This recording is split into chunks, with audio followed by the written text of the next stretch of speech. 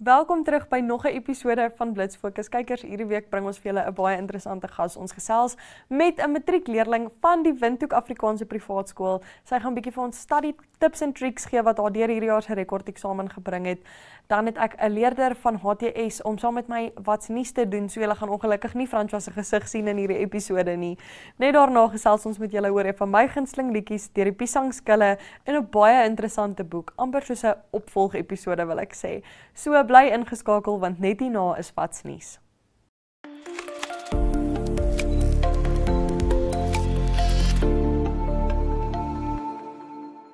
Kykers, vir wat's nuus hierdie week lyk die Blitz Fokus bank 'n bietjie anders. Ons het 'n bietjie 'n snaakse opset vir Blitz Fokus hierdie week. Ek het 'n leerder van HTS by my op die Blitz Fokus bank om saam met my die nuus te doen. So wil jy jouself graag aan ons kykers voorstel en net 'n bietjie agtergrond gee van wie jy is? Ek sal dit doen.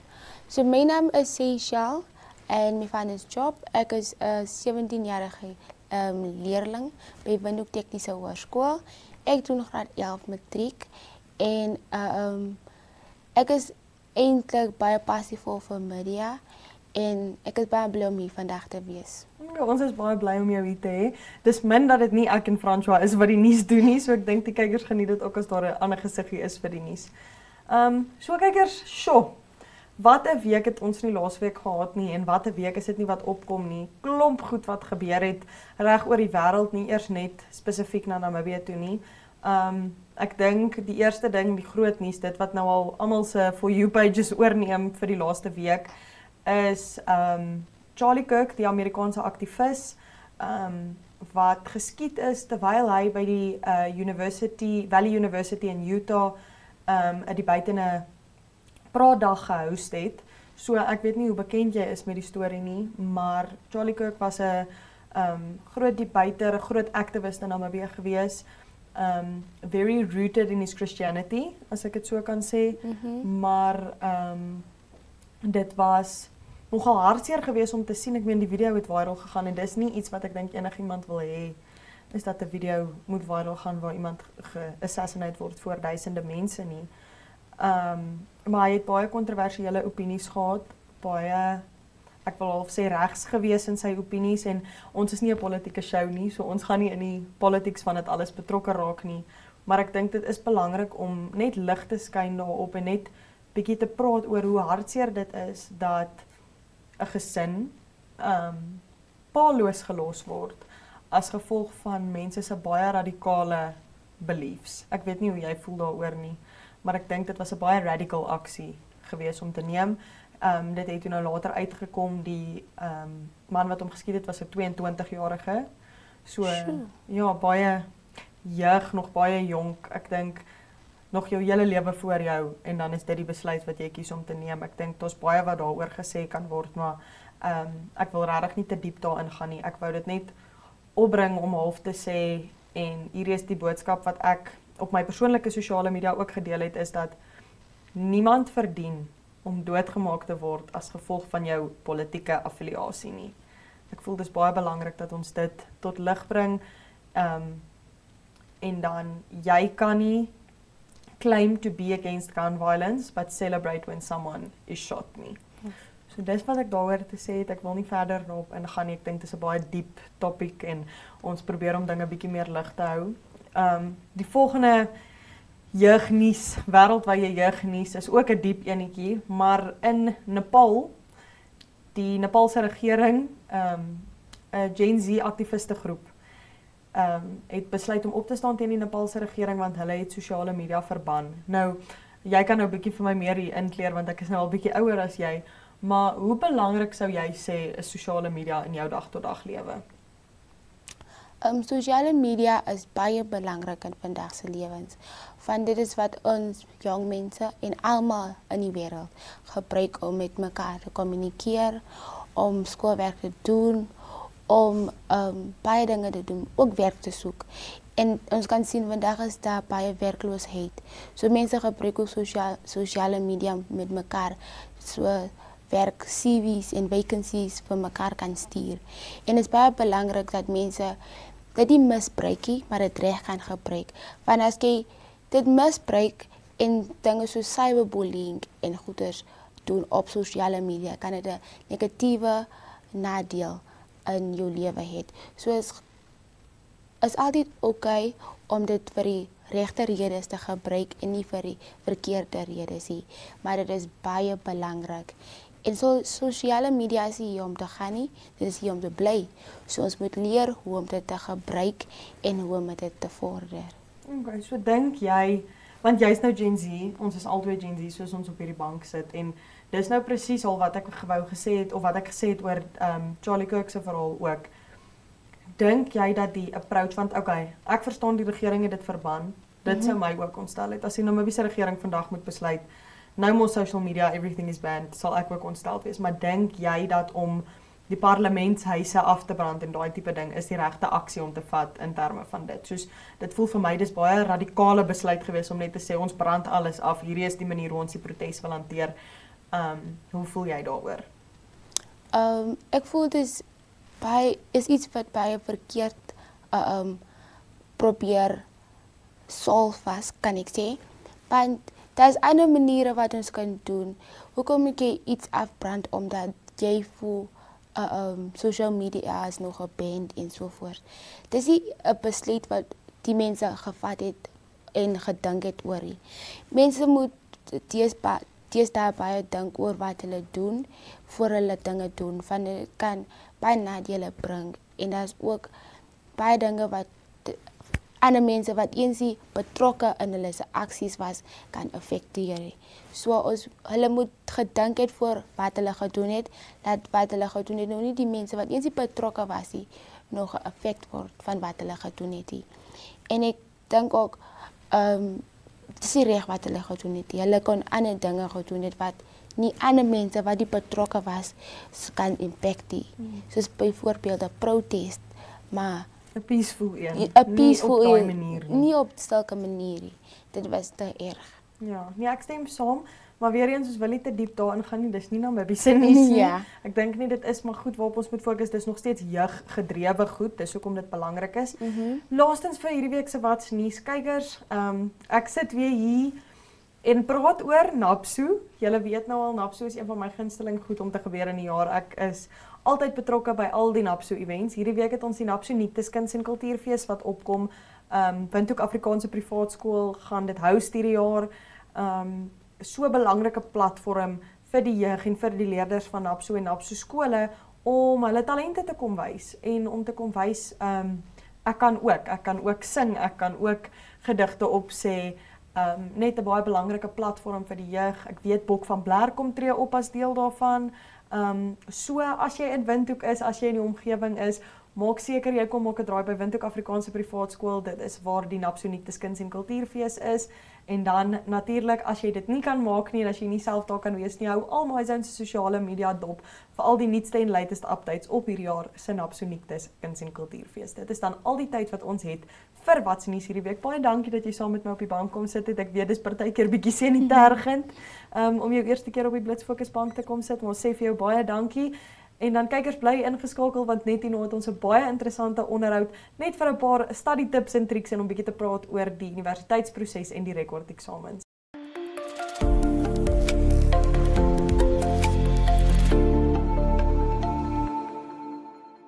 Hallo kykers, vandag het ek iemand bietjie anders saam met my op die Blitz Fokus bank. Ek het vir Michaela de Tooy, 'n matriekleerling by die Windhoek Afrikaanse Privaat Skool.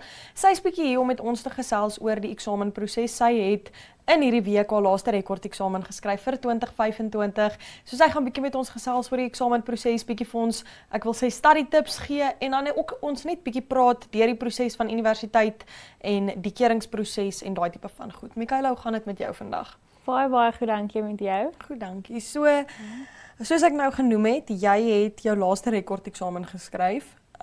Hoe het hierdie rekordeksamen vir jou gevoel het dit verloop? Ek sou sê dit het vlot verloop. Dit was 'n lang proses.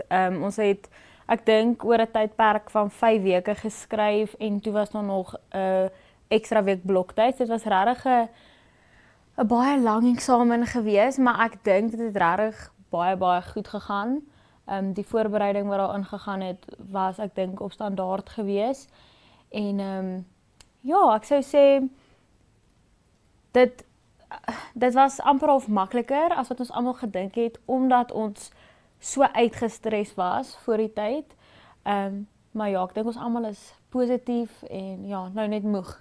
Okay, so daar's 'n ander vraag wat ek vir jou wil vra. Ek weet jy het dan nou al, jy was in 'n Cambridge skool gewees, voordat jy na WAP toe gekom het wat 'n IUB skool is, en ek weet ook jy het 'n vorm van rekordeksamen geskryf by die Cambridge skool waar jy was. So hoe sou jy sê lyk die verskille, wil ek amper vra, tussen die Cambridge eksamens en die IUB eksamens? Ek sou sê daar's definitief, ek sou nie sê daar's 'n verskil van hoe, okay nee, ekskuus. Daar is. Die tipe werk wat ons doen is baie verskillend, sou ek sê. Okay, ons raak aan 'n hoofstuk cinema soos op Cambridge en jy leer maar die basis van daai hoofstuk spesifiek, en dan op die IUB doen jy baie minder hoofstukke, maar jy doen dit verskriklik in diepte. So jy gaan tot op die mees gecompliseerde vak waarop jy kan gaan op skool. So dis waar ek sou sê die grootste verskil was, en dan sou ek ook sê toepassing. Die IUB is toepassing. Jy kan nie net gaan leer soos 'n papegaai en uitskryf nie. Dit is waar my probleem ingekom het toe ek geskuif het van Cambridge na IUB toe. Die IUB's vir my voel ek 'n baie moeiliker syllabus om te volg, omdat dit soos net toepassing is. Jy kan nie regtig op kennis gaan skryf nie. Okay, en dan wil ek nou vir jou gevra het, hoe lyk jou, ek wil half sê exam prep, hoe lyk dit vir jou om in 'n eksamenseisoen in te gaan? Watse stappe neem jy? En ek dink hierdie is 'n vraag wat baie van ons matriekleerders dalk gaan help, en nie eers net dit nie, graad 11 leerders ook, want ek dink nie mense weet noodwendig altyd hoe om die eksamen te approach nie. Ek weet as ek eksamen geskryf het my kop altyd, ek wil half sê my tor het van my kop afgeval, want ek het nooit regtig geweet waar om te gaan sit en waar om te begin nie. So as jy nou moes sê hoe lyk jou eksamenproses in terme van dit? Ek sou sê let op in die klas. Dit is waar jy regtig moet begin, want as jy gaan sit voor jou lesenaar en dis tyd om te leer en jy sien iets in jou handboek en jy is soos, maar ek het hierdie nog nooit in my lewe gesien nie, dan gaan jy mos outomaties vir jouself sê, ek nog nooit hierdie gedoen nie, ek het dit nie gesien nie. Jy begin jouself uitstres, en stres is die slegste ding om te hê in 'n eksamen. Dit benadeel jou, want jy sê vir jouself, jy kan nie iets doen nie. Jy kan, maar dan is jou hele amper half mentaliteit teenoor jou skoolwerk net in 'n negatiewe lig, en jy wil dit glad nie hê nie. So ek sou sê eerstens let op in die klas. Ek weet dit klink kliseë en almal sê ja, jy moet oplet, maar dit is regtig so. Ek het dit eers bietjie later besef. Dan sou ek sê beplanning. Jy moet vir jouself, soos hoe ek het doen is, ek trek vir my amper half 'n to-do list op, en ek sê vir myself, okay, vandag doen jy hierdie, en jy gaan slaap voordat jy dit nie afgetik het nie, want daai amper half, daai tik wat jy afmerk, jy sê vir jouself, yes, ek het iets bereik, of iets soos 'n stappie verder gegaan as wat ek moes, of jy verstaan wat ek bedoel. Dit gaan alles oor jou mentaliteit. Jy moet jouself in 'n positiewe lig sit. Moenie hard op jouself wees nie. As jy dit nie klaar kry nie, is dit okay, gaan slaap. Staan op, gaan stap rond as jy moeg raak. Ek sê altyd, ek het altyd geleer, of op 'n manier geleer dat, dis soos dat wat ek sê, jy moet sê net maar met hoofstuk 1 klaar wees voordat jy kan aanbeweeg. Moenie, as jy moeg is, staan op, gaan eet 'n neut, of 'n gedroogde vrug, om energie te kry. Gaan stap om die blok, jy weet, familielede self, gaan stap, en dit werk regtig. En dan sou ek net sê, vasbyt. Dit is regtig al wat dit is, maar ek sou sê, wees positief, wees gegrond in jou geloof. Ja.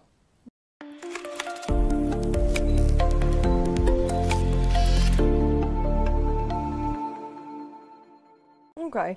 As ons nou 'n bietjie moet kyk, 'n bietjie wegbeweeg van half die eksamen af, en ons gaan kyk 'n bietjie na wat voorlê. Ek weet nou, ons het bietjie van die skerms afgeprot, so ek weet nou, maar wil jy dalk net met ons kykers deel, wat gaan jy swat, wat is half jou pad vorentoe na hoërskool? So ek is nog in 2 geskeer. Ek het keuring gekry vir BSc biochemie en dan ook kliniese tegnologie. So dit is twee goed wat baie in dieselfde rigting is, maar ook totaal en al verskillend op 'n manier waar kliniese tegnologie meer in die mediese veld is en BSc biochemie kan jy nou amper half sien as aptekerswese, maar is ook glad nie dit nie, soos BSc genetika. So daar het jy baie soos wydverspreide amper half jy het baie opsies wat jy kan doen met BSc biochemie. So ja, ek's nog in 2 geskeer oor daai 2, maar ons kyk maar hoe dit gaan en ja, ons kyk waar die wind my waai. Okay, en dan nou dit is twee massive kursusse wil ek amper sê. Dis nie 2 maklike kursusse om voorkeuring te kry nie. Dit verg baie harde werk. Ek weet my pad universiteit het 'n bietjie anders gelyk as joune. Ek het baie gesukkel om te besluit wat ek wil doen. Ek het baie half innerlike konflik gehad oor wat ek wou gehad het ek moet doen. So ek dink dis ook dalk iets waarmee baie kinders sukkel is daai van okay, maar my familie wil hê prokureur, dokter hierdie maar ek wil joernalis, fashion designer, scientist, jy weet, groot drome. So hoe het jy daai onderskeid getref? Want soos jy sê, die 2 goed waarvoor jy kering gekry het, is baie dieselfde. En ek dink dis 2 goed wat obviously baie jou passie is. So hoe het jy half daai onderskeid getref tussen wat jy wil doen en wat die verwagtinge was? Ek dink ek gaan nou vir almal praat. Daar's ook soos groot of ek het persoonlik baie innerlike konflik ervaar oor wil ek na 'n universiteit toe gaan, byvoorbeeld Potchefstroom, waar ek die universiteitlewe gaan lewe, maar ek het nie ingekom of kering gekry vir wat ek graag wou doen nie, of gaan ek na 'n universiteit toe wat glad nie daai universiteit experience vir jou gaan gee nie, maar jy doen wat jy wil doen. So ek weet baie kinders het innerlike konflik daaroor, en ek sukkel selfs nou nog daarmee, maar ek dink as jy na jou toekoms kyk, jou universiteits experience, ekskuus my Engels, is net vir 4 jaar en dit bepaal die res van jou lewe en hoe jy die res van jou lewe benader. En dan in my persoonlike lewe, my pa wil baie graag gehad dat ons altyd met CA's word en ek dink net hy het besef en soos wat ons altyd hier sit, nie een van ons twee het gaan in daai rigtings nie, maar ek dink jy moet jou hart volg en jy as jou ouers jou forceer, dink ek jy's nou op daai ouderdom waar jy vir jou ouers kan so saam met hulle gaan sit en sê luister, dit is nie wat ek wil doen nie. Ek wil nie heeldag agter 'n rekenaar sit nie. Ek wil my drome uitleef en dit is wat ek wil doen. Jy moet asseblief nie jou verlore drome my uitleef nie. Verstaan jy? En dit klink hard, maar dit is die realiteit daarvan want wat jy nou doen, bepaal jou toekoms en dit is die realiteit daarvan. Ja, en ek dink of dis daai van okay, ek het nou gedoen wat my ouers wou gehad het. Hier's my LLB, LLM graad, maar ek moet nou vir die res van my lewe in die hof gaan staan en ek haat dit, tipe situasie. So ek dink dis goed dat jy vir mense sê en dit klink dalk hard om te sê moenie jou verlore drome in my uitleef nie, maar ek dink dit is die realiteit vir so baie kinders want die wêreld het anders gelyk toe ons ouers moes gaan studeer en moes daai keuses maak. So ek waardeer dat jy dit gesê het. Nou wil ek bietjie meer oor die tegniese kant praat. Hoe was die proses gewees? Om daai aansoeke in te kry, om daai keuses te maak, want jy het nou genoem Potchefstroom, en ek dink jy het vroeër gesê die ander universiteit is Tuks in Pretoria waar jy kering gekry het. 2 baie groot skole, 2 verskriklike klomp vakkeuses wat jy het om van te kies. Hoe het jy besluit, dit is wat jy wil doen, hoe daai proses gelyk, hoe lank het die keringsproses gevat voordat hulle teruggekom het na jou toe? So ek dink ook ons kinders word nie soos blootgestel aan alles wat 'n mens kan gaan studeer nie.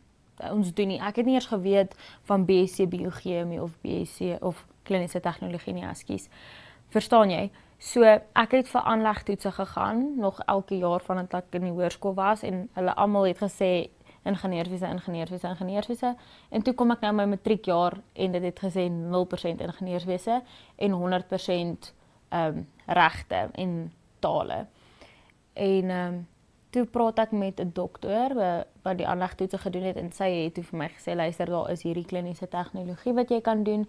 Sy dink dis die beste balans en so hele ding. So ek dink voordat jy aansoek doen, moet jy vir 'n aanlegtoets gaan, want nie net vir die feit dat jy ontleed kan word en kyk in watse sinema groep jy val nie, maar dat jy blootgestel kan word en kan sien wat jy eintlik kan doen en watse opsies daar is. Maar die proses dit was vir my baie maklik, baie gerieflik. Potchefstroom het 'n spesiale plek vir die Namibiërs, weet ek, Oom Piet, en hy is altyd bereid om te help. Want ook Afrikaanse privaat skool se onderwysers is altyd ook bereid om te help en hulle vergemaklik die proses ook baie. Pretoria ook, selfe proses baie maklik. Ek weet daar is kinders wat sukkel met ander universiteite, wat nog nie teruggekom het na hulle toe nie en wat bietjie 'n probleem het met hulle admin departement en papiere raak weg en goeder soos dit. So ek weet daai twee universiteite Potchefstroom en Pretoria vinnig teruggekom, baie maklik gegaan. En ek dink dit sal goed wees as jy 'n groot mens kry om jou te help in die proses. Wel, dit is al die tyd wat ons het. Baie dankie dat jy saam met ons op die Blitsfokus bank kom sit het vandag. Ek dink wat jy gesê het baie gehelp vir kinders wat hierdie selfe proses as jy gaan of wat dalk nog moet deur daai proses gaan. So ons sê vir jou baie dankie. En dan kykers, bly ingeskakel want net hierna bring ons vir julle baie interessante liedjie deur die Piesangskille en 'n ongelooflike lekker boek om te lees.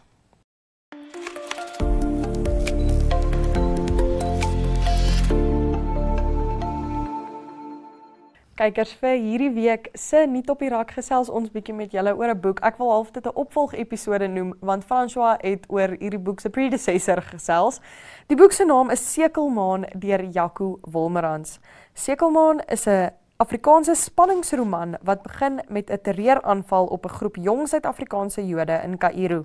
'n Gebeurtenis wat die potensiaal het om grootskaalse konflik in die Midde-Ooste te ontteken. In die middelpunt van die verhaal staan die joernalis Ruby Heinz, wat sensitiewe inligting besit wat die verloop van die konflik kan beïnvloed. Wanneer sy oornag verdwyn, word Ruben Kreer van staatssekuriteit ingeroep om tegniese kundigheid te gebruik om haar op te spoor. Wolmerans slaag daarin om spanning en aksie meesterlik te kombineer en hou lesers van begin tot einde op die rand van hul sitplekke. Sekelmaan is 'n toevoeging tot sy reeks gewilde spanningsromane, wat insluit titels soos Dollos, Bos, Skag, Ivoor en Donkermaan, en beklemtoon sy vermoë om politieke intrige, gevaar en persoonlike dilemma's te verweef in 'n meeslerende verhaal. En nou kykers, ek dink hierdie boek sluit baie mooi aan by waaroor ons gesels het in Wat's Nuus vandag en die politieke onrus in Nepal en selfs in die Verenigde State op hierdie stadium. So as jy in politiek belangstel, as dit iets is wat jou interesseer, of dit nou regte lewe of fiktief is, maak seker jy kry hierdie boek Sekelmaan deur Jaco Wolmerans nou beskikbaar in alle winkels.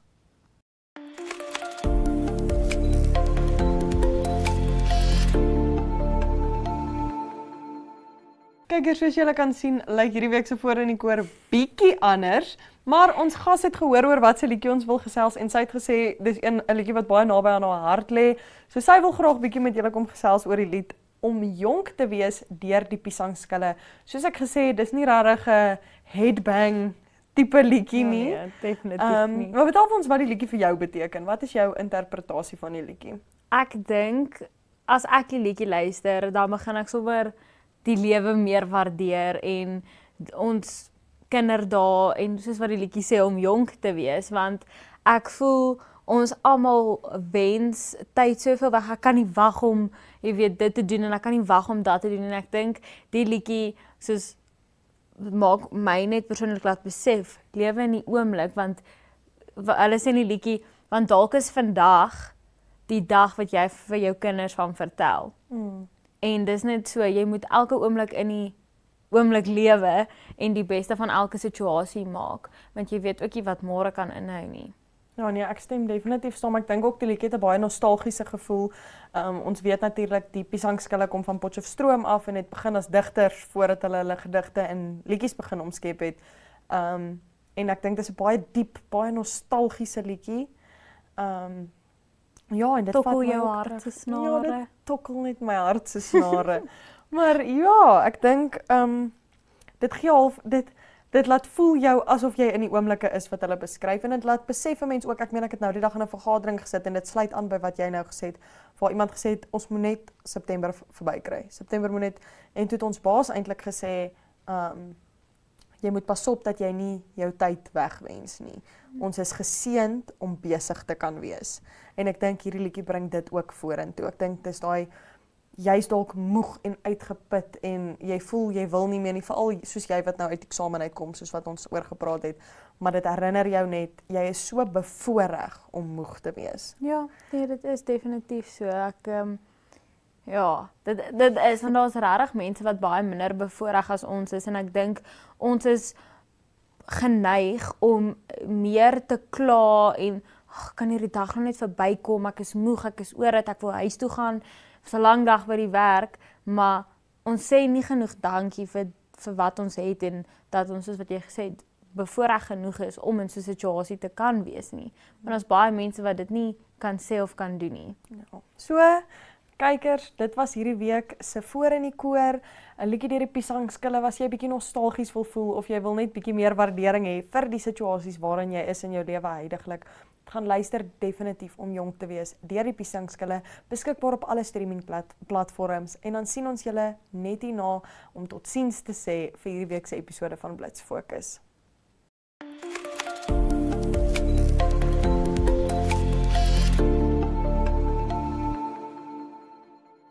Kykers, dit was nou dit gewees vir hierdie week se episode van Blitz Fokus. Ek hoop julle kon 'n paar study tips en tricks optel by Michaela, en dan natuurlik hoop ek die nuus was vir julle interessant. Gaan luister ons nuwe liedjie deur die Piesangskille en maak seker jy tel Sekelmaan op.